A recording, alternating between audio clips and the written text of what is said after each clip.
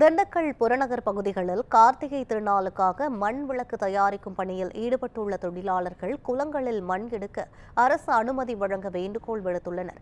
திண்டுக்கல் அருகே வேடப்பட்டி ஞானநந்தகிரி நகர் பகுதியில் 30க்கும் மேற்பட்ட குடும்பத்தினர் மண்பாண்ட பொருட்கள் தயாரிக்கும் தொழில் செய்து வருகின்றனர். தற்போது கார்த்திகை திருநாளுக்காக விளக்கு தயாரிக்கும் பணியில் மும்முரமாக ஈடுபட்டு வருகின்றனர்.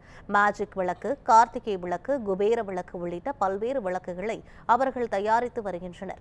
இந்த நிலையில் தேவையான மண் கிடைக்காததால் இந்த ஆண்டு கார்த்திகை விளக்கு தயாரிக்கும் பணிகளில் சுணக்கம் ஏற்பட்டுள்ளதாக தெரிவித்த தொழிலாளர்கள் மண்பானை செய்து சூளை வைப்பதற்கு அரசு இடம் ஒதுக்கி தர வேண்டும் என தெரிவித்துள்ளனர்.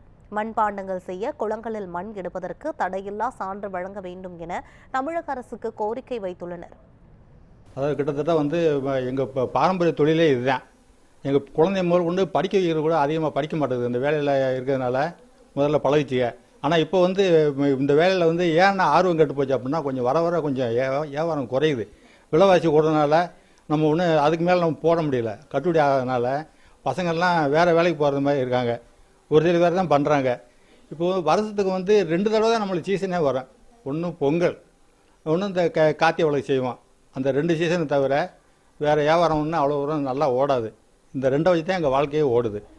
இந்த மண்பானம் வர டிசம்பர் 3ஆம் தேதி கார்த்திகை வர்றதுனால வேலை பார்த்துக்கிட்டு இருக்கோம். மழை இல்லாமல் இருந்தால் எங்களுக்கு கொஞ்சம் நல்லா இருக்கும். மண் கிடைக்கிறது எங்களுக்கு ரொம்ப இதாக இருக்குது. இந்த வேலை செஞ்சோம்னா ஒரு விளக்கு செஞ்சு அதை நம்ம ஆர்டர் பண்ணி கொடுக்குறதுக்கு 10 நாள் ஆகும். மண் கொண்டு வந்து அதை காய வச்சு அதை கரைச்சி அதை அரைக்கணும். அரைச்சி அப்புறம் தான் நம்ம அதை வேலை செய்யணும். வேலை செஞ்சோன்னா சூளை வைக்க முடியாது.